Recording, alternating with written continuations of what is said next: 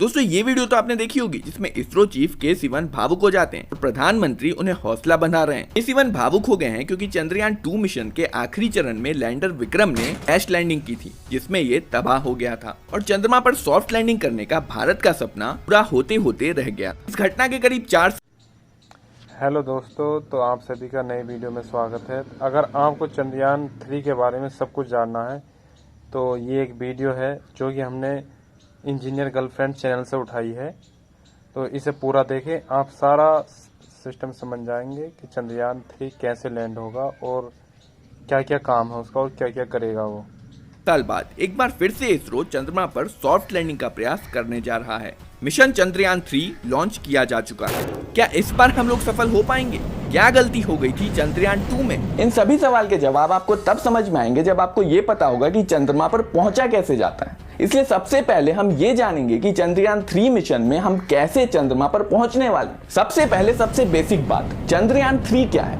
क्या ये कोई रॉकेट है या कोई स्पेसक्राफ्ट है? देखो, चंद्रयान 3 नाम है इस पूरे मिशन का और मिशन है चंद्रमा की सतह पर सॉफ्ट लैंडिंग करके चंद्रमा को एक्सप्लोर करना। किसी भी स्पेस मिशन में मेनली 2 पार्ट्स होते हैं। एक होता है रॉकेट जिसे कैरियर या लॉन्च व्हीकल भी कहा जाता है और इस केस में जो रॉकेट यूज किया गया है वो है LVM-3 यानी कि लॉन्च व्हीकल मार्क 3। इसे पहले GSLV मार्क 3 के नाम से जाना जाता था और ये वही रॉकेट है जिसने चंद्रयान 2 को लॉन्च किया था। देखो, रॉकेट का काम बस इतना होता है कि ये किसी सैटेलाइट या किसी दूसरे स्पेसक्राफ्ट को अंतरिक्ष में पहुंचा देता है और रॉकेट का काम खत्म होने के बाद ये वापस धरती पे गिर जाता है। LVM-3 3 स्टेजेस से मिलकर बना होता है। पहले स्टेज में 2 S-200 सॉलिड मोटर्स होते हैं जो कोर स्टेज से जुड़े होते हैं। सॉलिड प्रोपेलेंट सिस्टम, जिन्हें मोटर्स भी कहा जाता है, ये सबसे सिंपल टाइप का रॉकेट प्रोपल्शन सिस्टम है और ये डिजाइन में किसी दिवाली वाले रॉकेट की तरह होता है। इसमें फ्यूल और ऑक्सीडाइजर का मिक्सचर भरा होता है जो जलने पर बहुत सारी गर्म गैसेस बनाता है और ये गर्म गैसेस नोजल से बहुत तेज गति के साथ बाहर निकलती हैं और जब ये बाहर निकलती हैं तो रॉकेट पर आगे की तरफ धक्का लगाती हैं। इस स्टेज के खत्म होने के बाद शुरू होता है liquid propellant stage. Liquid propellant stage में 2 तरह के लिक्विड होते हैं। एक होता है फ्यूल जो जलेगा और दूसरा लिक्विड होता है ऑक्सीजन, क्योंकि फ्यूल को जलने के लिए ऑक्सीजन की जरूरत होती है। अब धरती पर तो ऑक्सीजन हमें हवा से मिल जाता है और इसलिए हम अपनी गाड़ी में सिर्फ पेट्रोल डलवाते हैं, ऑक्सीजन नहीं डलवाते। पर स्पेस में हमें ऑक्सीजन भी साथ लेके जाना होता है क्योंकि इतनी ज्यादा ऊंचाई पे हवा में पर्याप्त ऑक्सीजन नहीं होती।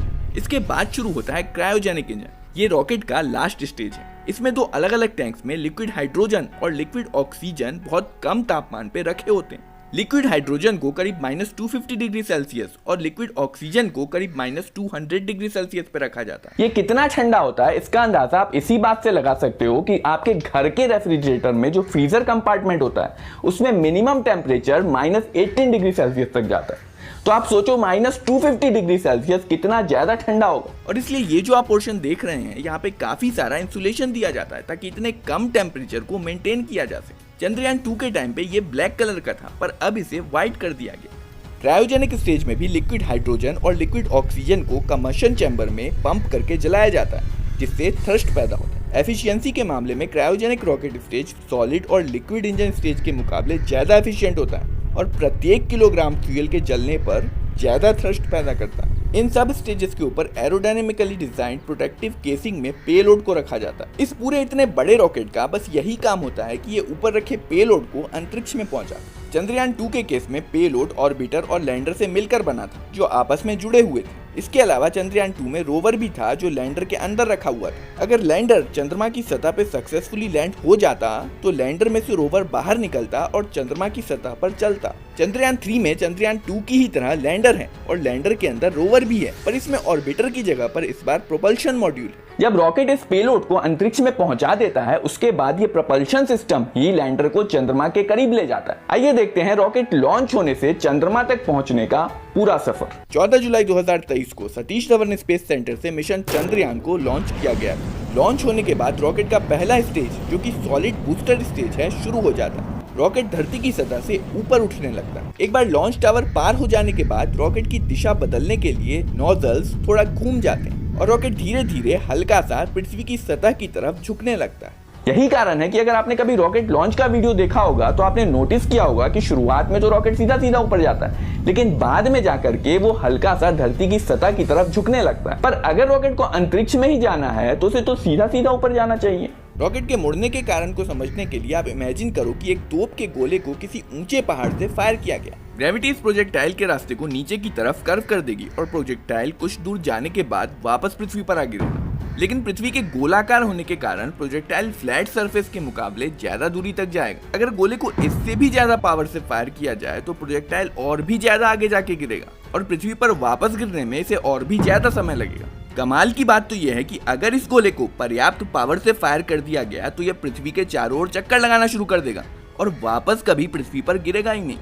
और अगर इस गोले को फायर करने की पावर इससे भी ज्यादा बढ़ा दी जाए तो ये सर्कुलर ऑर्बिट की बजाय इलेप्टिकल ऑर्बिट में मूव करने लगेगा। देखो, रॉकेट कभी सीधा ऊपर नहीं जाता क्योंकि अगर रॉकेट सीधा सीधा ऊपर जाएगा तो कभी ना कभी इसका फ्यूल खत्म हो जाएगा और ये किसी ऊपर फेंके गए पत्थर की तरह वापस धरती पर आ गिरेगा। इसलिए अगर स्पेसक्राफ्ट को पृथ्वी पर वापस गिरने से बचना है तो इसे तोप के गोले की ही तरह तेज गति के साथ पृथ्वी का चक्कर लगाना होता है और स्पेसक्राफ्ट को इस चक्कर लगाने वाले ऑर्बिट में पहुंचाने के लिए रॉकेट को मुड़ना होता है। सॉलिड मोटर बूस्टर के खत्म होने से तकरीबन 20 सेकंड पहले कोर स्टेज के दोनों इंजन शुरू हो जाते हैं और सॉलिड बूस्टर के खत्म हो जाने पर ये रॉकेट से अलग हो जाता है और वापस धरती पर नीचे गिर जाता है। स्पेसक्राफ्ट का प्रोटेक्टिव केसिंग सेकंड स्टेज के दौरान अलग हो जाता है क्योंकि अब रॉकेट पृथ्वी के निचले वायुमंडल से बाहर निकल चुका है और अब इसकी जरूरत नहीं है। सेकंड स्टेज के खत्म होने के बाद सेकंड स्टेज भी अलग हो जाता है। क्रायोजेनिक स्टेज, जो कि तीसरा स्टेज है, शुरू हो जाता है और क्रायोजेनिक स्टेज के खत्म होने पर पेलोड लॉन्च व्हीकल से पूरी तरह से अलग हो जाता है। अब यहाँ पे रॉकेट का काम पूरी तरह से खत्म हो चुका है। रॉकेट ने चंद्रयान 3 के स्पेसक्राफ्ट को ऑर्बिट में पहुंचा दिया और स्पेसक्राफ्ट पृथ्वी के चक्कर लगा रहा है, पर अभी भी स्पेसक्राफ्ट चंद्रमा से काफी दूरी पर है और इसलिए चंद्रमा के पास पहुंचने के लिए इसे अपने ऑर्बिट को बढ़ाना होता है और यहाँ पर काम आता है चंद्रयान 3 का प्रोपल्शन मॉड्यूल। प्रोपल्शन मॉड्यूल में बाई प्रोपेलेंट प्रोपल्शन सिस्टम होता है जो सही समय पर चालू हो जाता है और इसकी वेलोसिटी को बढ़ा देता है। वेलोसिटी के बढ़ जाने से इसका ऑर्बिट लंबा हो जाता है और इस ऑर्बिट के लंबा करने के प्रोसेस को मैन्यूवर्स कहते हैं। एक के बाद एक कई मैन्यूवर्स किए जाते हैं और ऑर्बिट की लंबाई को बढ़ाया जाता है और फाइनली जब चंद्रमा सही पोजीशन पर आ जाता है तब spacecraft earth moon transfer orbit में चला जाता है और जब ये चंद्रमा के काफी करीब पहुंच जाता है तो चंद्रमा की ग्रेविटी इसे पकड़ लेती है और ये चंद्रमा के चक्कर लगाना शुरू कर देता है। इसके बाद प्रोपल्शन मॉड्यूल के इंजन्स को रिवर्स डायरेक्शन में फायर किया जाता है जिससे इसका ऑर्बिट छोटा होने लगता है और ये चंद्रमा के और करीब जाने लगता है। प्लान के मुताबिक जब स्पेसक्राफ्ट चंद्रमा की सतह से 100 किलोमीटर की ऊंचाई पर पहुंच जाएगा तब लैंडर प्रोपल्शन सिस्टम से अलग हो जाएगा और लैंडर में लगे इंजन रिवर्स डायरेक्शन में फायर हो जाएंगे। अब चूंकि ये जेट रिवर्स डायरेक्शन में फायर हो रहे हैं इसलिए एक प्रकार से लैंडर की ब्रेकिंग का काम करते हैं और लैंडर जो 1600 मीटर प्रति सेकंड की स्पीड से चंद्रमा के चक्कर लगा रहा होता है उसकी स्पीड को घटा करके 3 मीटर प्रति सेकंड की स्पीड के आसपास ले आते हैं और साथ ही इसे पहले से सुनिश्चित की गई जगह पर भी पहुंचना होगा जिसके बाद लैंडर चंद्रमा पर सॉफ्ट लैंडिंग करेगा। अगर लैंडर सॉफ्ट लैंडिंग करने में कामयाब हो जाता है तो लैंडर में से रोवर बाहर निकलेगा और चंद्रमा के एक दिन जो पृथ्वी के 14 दिनों के बराबर होता है इतने समय तक चंद्रमा की सतह को एक्सप्लोर करने के अलावा कई सारे एक्सपेरिमेंट्स भी करेगा। पर सवाल ये है कि क्या चंद्रयान 3 चंद्रमा पर सफलतापूर्वक लैंड कर पाएगा? नमस्कार दोस्तों, मेरा नाम है आशुतोष और इस सवाल का जवाब जानने के लिए हमें समय में थोड़ा पीछे जाना पड़ेगा। 6 सितंबर 2019 लाखों लोग अपनी टीवी स्क्रीन पर इसरो के कंट्रोल रूम का ये सीन देख रहे थे। लोग वैज्ञानिकों के एक्सप्रेशंस और इस ग्राफ को देखकर अंदाजा लगाने की कोशिश कर रहे थे कि क्या सब कुछ सही चल रहा है। ये भारत के लिए एक ऐतिहासिक पल था क्योंकि चंद्रयान 2 मिशन एक ऐसा कारनामा करने जा रहा था जो आज तक कोई भी देश नहीं कर पाया था, चंद्रमा के साउथ पोल के पास लैंड करना। मिशन का सबसे मुश्किल और महत्वपूर्ण पार्ट था विक्रम लैंडर का चंद्रमा की सतह पर सुरक्षित लैंड करना। लैंडर को रियल टाइम में कंट्रोल रूम से कंट्रोल नहीं किया जा सकता था, इसलिए लैंडर को इसके अंदर लगे सेंसर और सॉफ्टवेयर की मदद से खुद ही रास्ता ढूंढना था। इसे एक पहले से निश्चित 500 बाय 500 मीटर के एरिया में लैंड करना था जहाँ चारों ओर पत्थर और गड्ढे थे, इसलिए लैंडर को लैंडिंग के लिए एक सुरक्षित, साफ और समतल जगह भी खोजनी थी। कंट्रोल रूम में बैठे लोग इस ग्राफ को देखकर लैंडर की पोजीशन का अनुमान लगा रहे थे। इस ग्राफ में लाल कर्व लैंडर का प्लान्ड पाथ दिखा रहा था और ग्रीन डॉट लैंडर की एक्चुअल पोजीशन दिखा रहा था। चंद्रमा की सतह से करीब 2.1 किलोमीटर तक लैंडर प्लान्ड पाथ को फॉलो करता है, पर इसके बाद ये अपने रास्ते से भटक जाता है और चंद्रमा की सतह से करीब 400 मीटर की ऊंचाई पर इसका संपर्क इसरो के कंट्रोल सेंटर से टूट जाता है। लैंडर ने चंद्रमा पर क्रैश लैंडिंग की थी जिसमें लैंडर और इसमें मौजूद रोवर दोनों तबाह हो गए थे। चंद्रयान 2 को कुछ लोग फेलियर समझ रहे हैं, पर यहाँ पे आपको ये बात समझनी होगी कि भले ही चंद्रयान का लैंडर सॉफ्ट लैंड नहीं कर पाया, पर गड़बड़ी कब आई? गड़बड़ी आई लैंडिंग के लास्ट फेज में, जब लैंडर चंद्रमा की सतह से मात्र 2.1 किलोमीटर की ऊंचाई पर था। चंद्रयान 2 में इससे पहले सब कुछ प्लान के मुताबिक ही हुआ था और इसीलिए इसरो के मुताबिक ये मिशन 98% तक सक्सेसफुल रहा था। तो चंद्रयान 2 में हमने लैंडर और ऑर्बिटर को चंद्रमा के ऑर्बिट में पहुंचा दिया और फिर उस ऑर्बिट को सफलतापूर्वक छोटा करके 100 किलोमीटर के दायरे में भी ले आए। इसके बाद ऑर्बिटर लैंडर से अलग भी हुआ और वो ऑर्बिटर आज भी चंद्रमा के चक्कर लगा रहा है और वैज्ञानिकों को महत्वपूर्ण जानकारी दे रहा है। तो समस्या बस लैंडिंग के आखिरी फेज में आई जब लैंडर चंद्रमा की सतह से 2.1 किलोमीटर की ऊंचाई पर था। इसलिए इतना तो तय है कि हमें जो कुछ भी सुधार करने थे वो करने थे लैंडर में, पर इसके लिए हमें ये पता होना चाहिए कि चंद्रयान 2 के लैंडर में समस्या क्या हुई थी। इसरो के चीफ एस सोमनाथ ने एक प्रेस कॉन्फ्रेंस में चंद्रयान 2 के फेलियर के कई कारण बताए। उन्होंने बताया कि चंद्रयान 2 के लैंडर को चंद्रमा के 70 डिग्री साउथ में साउथ पोल के पास लैंड करने के लिए डिजाइन किया गया था, पर इसमें कई मुश्किलें थी। लैंडर में 5 इंजन थे जो लैंडर की वेलोसिटी को कम करने के लिए रिवर्स डायरेक्शन में थ्रस्ट पैदा कर रहे थे, पर किसी कारण से ये इंजन जितना सोचा गया था उससे ज्यादा थ्रस्ट पैदा कर रहे थे। लंबे समय तक ज्यादा थ्रस्ट पैदा होने से एरर बढ़ता गया और लैंडर की वेलोसिटी जरूरत से ज्यादा ही कम हो गई और इसीलिए ये प्लान किए हुए रास्ते से भटकने लगा। जब लैंडर को अपनी गलती का पता चला तो वो अपने रास्ते को सही करने की कोशिश करने लगा। वो बहुत जल्दी से मुड़कर सही रास्ते पे जाना चाहता था, पर लैंडर के सॉफ्टवेयर में इतनी तेजी से टर्न लेना अलाउ ही नहीं था। इसके अलावा एक और समस्या थी, लैंडर को लैंडिंग साइट पर पहुंचना था जो अभी भी काफी दूरी पर थी। लैंडर को पहले से निर्देश दिए हुए थे कि उसे 500 बाय 500 मीटर के लैंडिंग साइट पे ही लैंड करना है, पर लैंडर ऑलरेडी चंद्रमा की सतह के काफी करीब था। सॉफ्ट लैंडिंग करने के लिए इसे अपनी वेलोसिटी घटानी थी, पर लैंडिंग साइट पर पहुंचने के लिए इसे अपनी वेलोसिटी बढ़ानी थी। इतने कम समय में लैंडर इस विरोधाभास का समाधान नहीं निकाल पाया और फाइनली जब लैंडर ने सतह पे लैंड किया तो स्थिति ये थी कि ये लैंडिंग साइट से करीब आधे किलोमीटर की दूरी पे था और साइट पे पहुंचने की कोशिश के कारण इसने अपनी वेलोसिटी प्लैंड वेलोसिटी से काफी ज्यादा कर ली थी और इसलिए इतनी ज्यादा वेलोसिटी से जब लैंडर सतह से टकराया तो ये क्रैश हो गया। तो अगर हम संक्षेप में कहें कि चंद्रयान 2 मिशन में क्या समस्या थी तो हम ये कह सकते हैं कि चंद्रयान 2 मिशन ज्यादा फ्लेक्सिबल नहीं था।